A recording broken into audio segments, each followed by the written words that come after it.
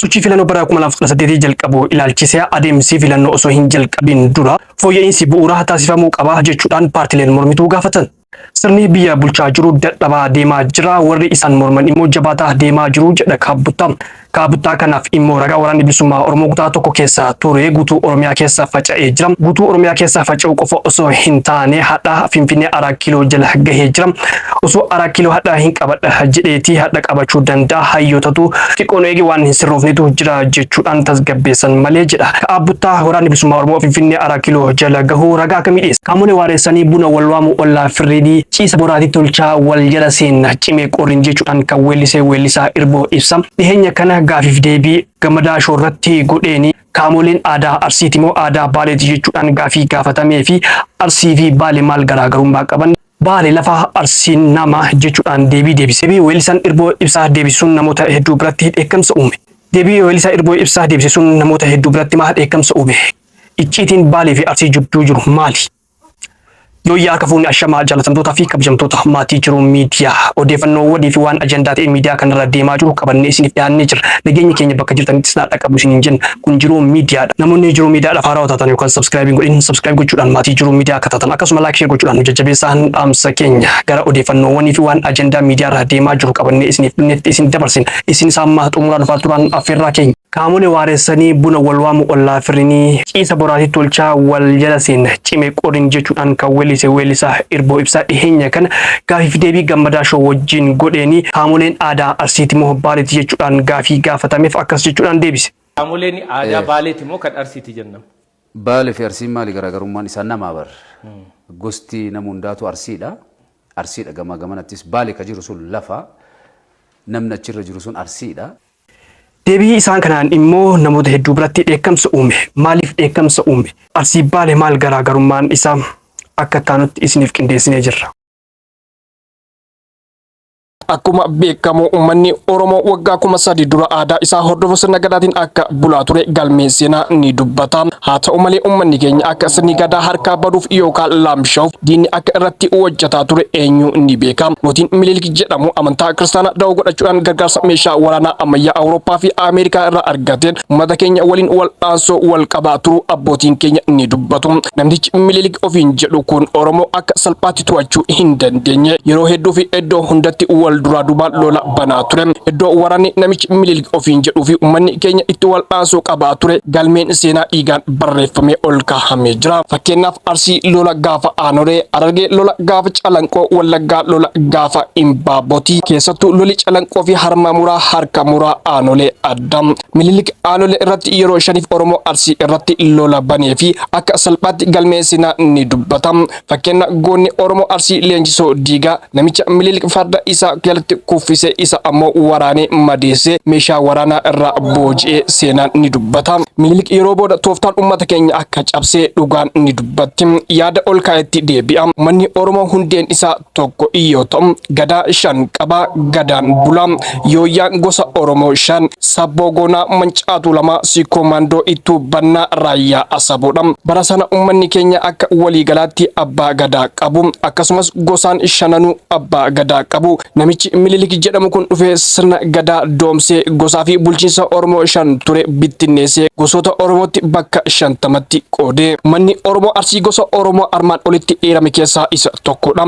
Bara Minilik gargar bittinneessan Arsii ilmaan 2 qaba Sikkoo fi Mandoo. Sikkoo ilmaan 5 qaba Bullaallaa, Wacaalee, Jaawii, Waajjii, Illaanidha. Gosoonni Oromoo Arsii 5 kun yeroo ammaa kan jiraatan qarqara laga Awaashii, Adaamaa, Guutuu, Laangannoo, Shaashamannee, Boqqojjii, Kofale fa'a. Kokkosaa hanga daangaa Sidaamaa fi naannawa laga Waabee fi Baalee keessa jiraatu. Kan itti aanu Mandoo. Mandoo ilmaan 7 qaba. Utaa, Waayyuu, Raayyaa, Kajawaa, Eekaa, Hawaxaa, Waannama. Gosoonni Oromoo Arsii kun sikkoma waliin qarqara laga Awaashii, Adaamaa, Boqqojjii, Guutuu, Laangannoo, Shaashamannee, Kofalee, Kokkosaa hanga daangaa Sidaamaa, naannawa laga Waabeetii kaasee hanga Baalee fi daangaa Somaalee jiraata. Akkasumas guutuu Oromiyaa keessa faca'ee akka jiraatu qorattoonni seenaa ni dubbatu. Inni Arsii lixaa, Arsii bahaa fi Baalee jedhamu dhiheenya kana akka sirna bulchiinsaatiif mijatuuf mootummaan itti moggaase. Namoonni yeroo hedduu irra deddeebitanii Baaleen gosa gootaa Arsii irraa fotoqsanii qomoo keenya gargar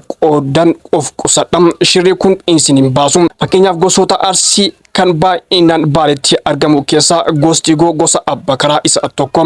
Ani shira xaxuudhaaf gosti koo Arsii miti Baale yoo jedhu nama shira xaxaa jirudha. Kanaaf Baale gosa miti lafa murtiin Oromoo Arsii fi Oromoo guutuu itti murteeffame. Isa kana ilaalchisee weellisaan Umar Suleyman yeroo hedduu irra deddeebi'ee weellisee jira. Fakkeenyaaf Arsitti nyaara kuulaa tamartiin unkururaa tabullala wacale nu Arsii lafa Baale akka diini nu foone akka waanyoon nu foone jedhee weellisee gabaabumatti namtichi yaada Baale Arsii miti jettee ummata addaan fooyitu of qusadhu. Namni kanaan dura aadaa Baale aadaa Arsii jettee dogongora guddaa irra jirta dafi sirraa'e. Waan dhageeffattaniif galatooma yaada keessan nuuf qooda. Kabullala wacale nu Arsii lafa Baale akka diini nu qoone akka waanyoon nu foone. Sochiiwwan filannoo bara 2018 jalqabuun wal qabatee osoo adeemsi filannoo hin jalqabin rakkoowwan bu'uuraa furamuu qabu jedhan paartileen mormituu guutuu odeeffannoo kana akka ta'utti isiniif qindeessee jira. Sochiiwwan filannoo bara 2018 eegalaman ilaalchisee adeemsa filannoo osoo hin jalqabiin dura fooyya'insi bu'uuraa akka taasisamu paartileen mormituu gaafatan. Paartileen mormituu Itoophiyaa keessatti filannoon bilisaa fi haqa qabeessa akka filatamu haal dureewwan uumuu ilaalchisee ibsa waloo baasaniin sochiiwwan boordii filannoo biyyoolessaa Itoophiyaa filannoo waliigala bara 2018 taasisaa jiru itti dhiyeenyaan hordofaa akka jiran himaniiru. Adeemsa kana gama hojii fi itti gaafatamummaa boordiitiin hubannus Itoophiyaa keessatti adeemsi deemokiraasii kamiyyuu hin jiraanne haalli hojiiwwan jalqaban dandeessan yoo hin jiraanne tattaaffii hundi akka hiika hin qabne ifatti ibsuu barbaannaa jedhan. Filannoon Itoophiyaa kana dura gaggeeffame sirna abbaa irree haqa qabeessa taasisuuf raawwii siyaasaa ta'uu ibsaniiru. Filannoowwan darban kun adeemsa isaanii keessatti bilisummaa haqa qabeessummaa fi hirmaannaa kan hin qabne ta'uu bu'aan isaaniis uummata biratti amanamaa fi fudhatama kan hin qabne ta'uu himanii jiru. Kanarraa kan ka'e rakkoo siyaasaa biyyattii gadi fagoo furuu caalaa marsaa waldhabdee fi tasgabbii dhabuu hammeessuu itti fufuu ibsanii jiru. Dhugaan jiru filannoon mul'ata mirga diimokiraasii lammiilee waan ta'eef aangoo bulchitoota kan mirkaneessu ta'uu hin qabu. Kanaafuu filannoo bara 2018 nagaa fi haala nageenya qabu keessatti akka gaggeeffamu kan dabree adda ta'ee ijaaruuf tarkaanfii dhugaa ta'uu cimsinee gaafannaa jedhan paartileen mormituu. Haala mijataa uumuun dhimma filannoof dhiyaatu osoo hin taane wal dureedha jedhan. Kanaafuu mootummaan Itoophiyaa dhimmoota bu'uuraa irratti tarkaanfii hatattamaa fi qabatamaa ta'e akka fudhatu jechuudhaan gaafatanii jiru. Itoophiyaa keessatti filannoon bilisaa haqa qabeessaa fi amanamaa ta'e gaggeeffamuu kan danda'u haal dureewwan diimokiraasii bu'uuraa yoo guutame qofa akka ta'e himanii jiru. Dhimma kana gamtaanis ta'e dhuunfaan irra deddeebiin cimsanii akka dubbatan ibsanii jiru.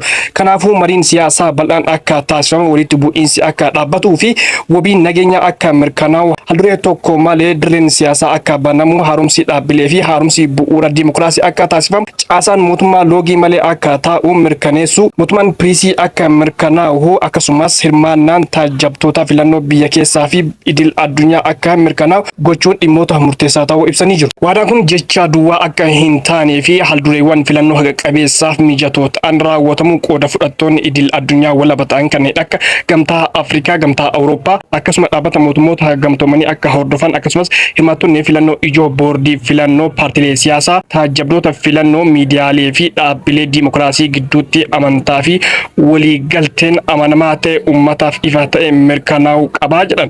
Mootummaanis ta'e paartiin biyya bulchuu haala dureewwan bu'uuraa kana guutuun qaamota hundaaf haala dorgommii bilisaa fi haqa qabeessa akka uumuuf waamicha dhiyeessanii jiru. Filannoon haal dureewwan kanneen malee gaggeeffamu kamuu faayidaa akka hin qabne paartileen mormituu ibsa isaanii walootiin himanii jiru. Sirni biyyattii bulchaa jiru dadhabaa deemaa jira. Isaan morman immoo jabaataa deemaa jiru jedha Ka'abbuttaa. Kanaaf immoo ragaan waraanni bilisummaa Oromoo kutaa tokko qofa keessa ture guutuu Oromiyaa keessa faca'uudhaan guutuu Oromiyaa keessa faca'u qofa osoo hin taane har'a 4 kiiloo jala jira jedha Ka'abbuttaa. Yaada Ka'abbuttaa akka taanutti isiniif dhiyeessa. Wanta kan siima waan sirri sii galuun siimaan dhageeffatu. Gaafa nuti Abiyyi deeggarru san addunyaan tun guutuun Abiyyi jetti si galee. Namni illee hoggii jaartii wajjira fulaal Abiyyi yoo jee malee irraan dhufu si galee. Yoo marroo bira dubbatan akka waan shayxaana bira dubbatanitti uleen namni si ce'a. Wagguma muraasa dura waggaa 2 moo 3 dura. Amma nu malaale yoo Abiyyi bira dubbatte namni uleen si ce'a maqaa shayxaanaan na dubbattaa jee si gala.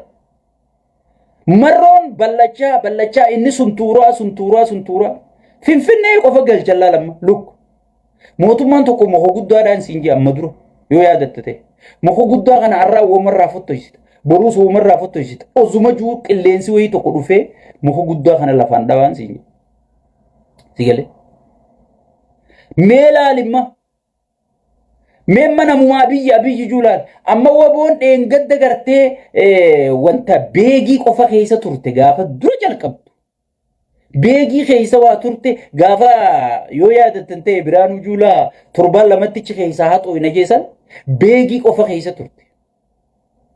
Arrabar buraayyuu nama fixaa jirti sulultaa nama fixaa jirti Oromiyaa tana guutuu keessa bal'atte abiyyi kas juusun addunyaarraa walis suntuuraa dhufe Itoophiyaa keessa waluma deema laala inni 4 kiiloomeetrii walitti ol deemaa jechuudha. Booda dhusuun sin dibduu beekamu. Sigale. Mee caluma jii wooma beekturraa hin xiinxalee siin jee sigale.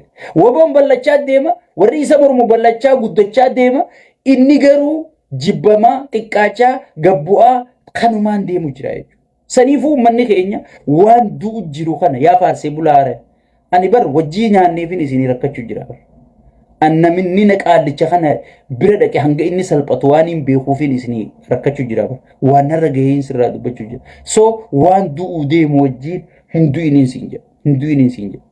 Egaa hordoftootaa fi kabajamtoota maatii jiru miidiyaa odeeffannoowwan guyyaadhaa qabannee isiniif dhiyaanne hanganuma odeeffannoowwan keenya biraatiin hamma walitti deemnutti nagaan turaa isiniin jenna namoonni jiru miidiyaadhaaf haarawaa taatan yookaan sabskiraayibiin godhin sabskiraayib gochuudhaan maatii jiru miidiyaa akka taatan akkasuma laayikii gochuudhaan jajjabeessaan dhaamsa keenya waan hojiin turtaniif galatooma ulfaadha.